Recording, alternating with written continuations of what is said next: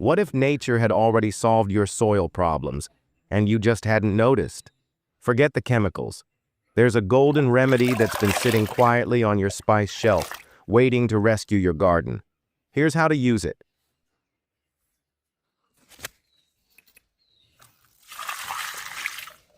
Take 1 level spoon of turmeric powder, yes, the same one known for healing wounds, and mix it into 5 liters of clean water. Stir well until fully blended. Now don't spray it. Pour it directly into the soil around your plant's roots. Why the roots? Because that's where turmeric gets to work, stopping harmful fungi, repelling root pests like nematodes, and strengthening plant immunity from within. This simple step protects your plants from root rot, mealybugs, aphids, and even ants, naturally. And within days, you'll notice greener leaves, stronger stems, and faster growth.